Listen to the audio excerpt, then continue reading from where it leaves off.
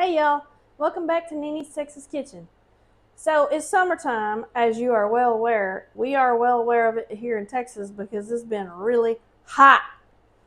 But we've also had some rain, so my garden has been doing pretty well, and I have a bunch of banana peppers that I need to put into cans and pickle them. So I have already cut up my banana peppers like this. I'm going to show you how to can them and store them so they'll last for about 18 months and not go bad on you. So I already washed these. I cut them up, and then the ones that had the big bunches of seeds in them, I got the big bunches of seeds out. But the rest of them, I don't worry too much about the seeds because they won't affect the way it tastes or anything. Then this is about 1 pound of banana peppers, so it'll end up making 4 pints approximately of pickled peppers. So the other ingredients that you'll need is, for your jars, you need about 2 to 3 cloves of garlic that you peel and chop up, and then you'll put a little tiny bit in the bottom of each jar in a minute. Okay. The rest of the ingredients for the brine that we're going to need, I already have over here by the stove because I have to heat it up to boiling. So in here, I have 3 cups of white vinegar. I have 2 cups of water. I'm just going to go ahead and add that. We have 1 tablespoon of sugar. We have 2 tablespoons of salt here. 1 tablespoon of sugar. I have 1 teaspoon of celery seed and 1 teaspoon of mustard seed. So we pour all that in. Stir it up good. Now we start heating this.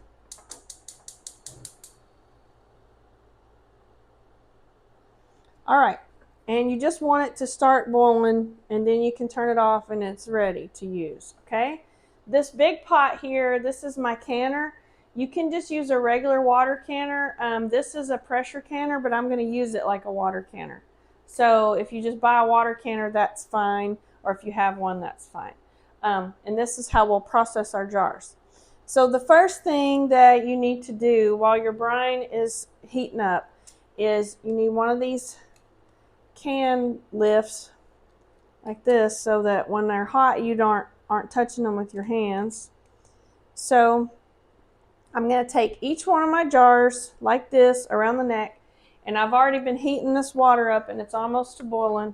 These jars are already cleaned and sterilized, so that's already been done.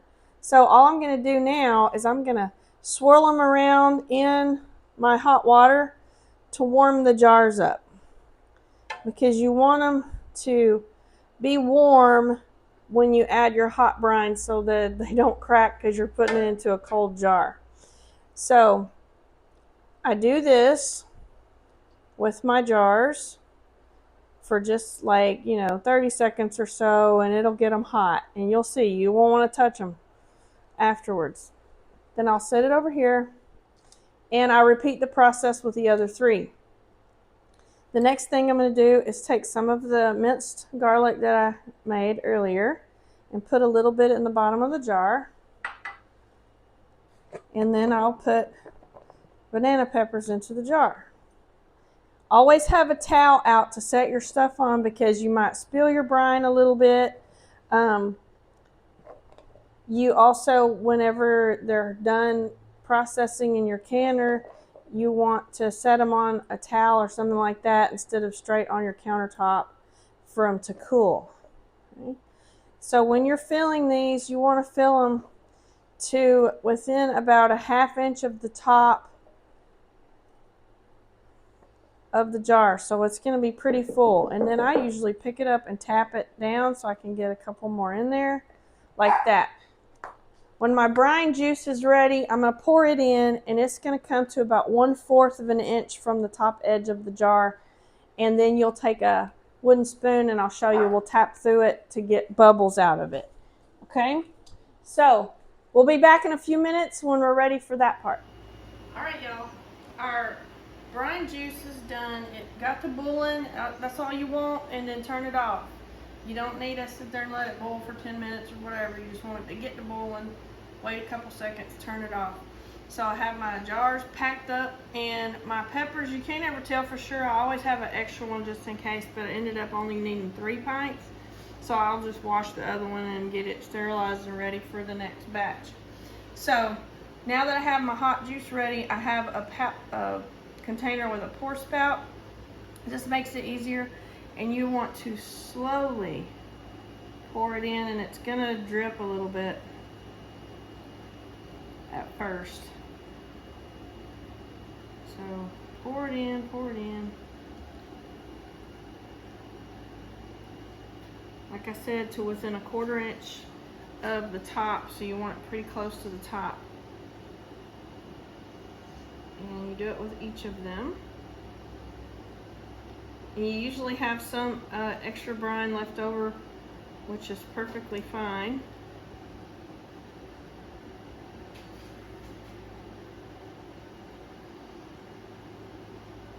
And you just fill them all.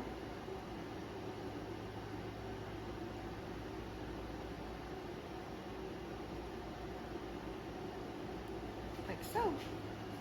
Now then, I'll take my wooden spoon handle, put it down in there, and you just tap.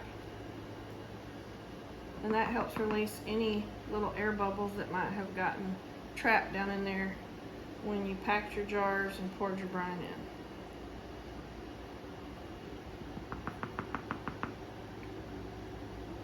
Like so.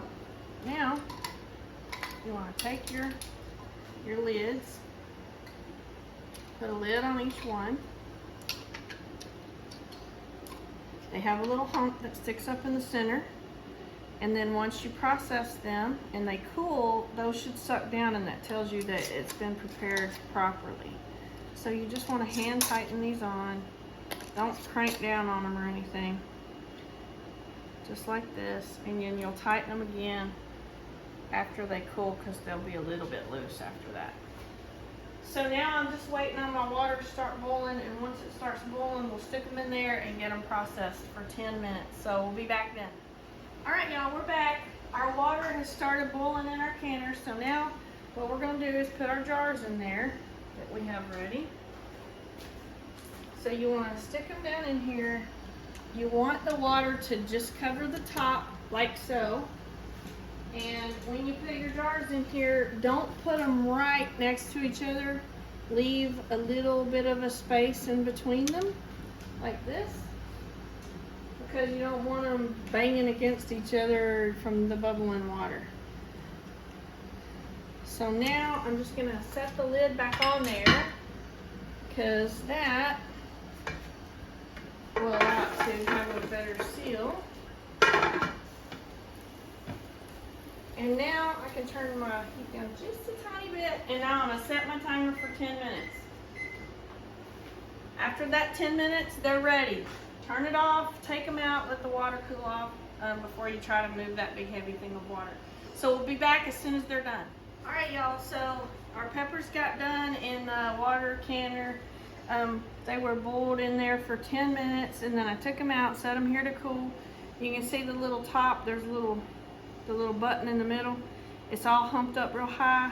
So once they cool down some more, it'll go down, and you'll hear a little thoop, as they pop down.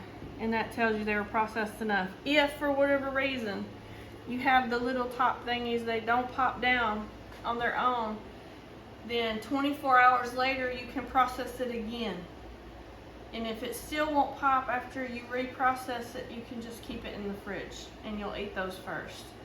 But these, when you can peppers or make pickles or whatever like that, you let them sit in their jars and ripen, so to speak, for 4 weeks before you use them. So just keep that in mind if you decide you want to do some home canning.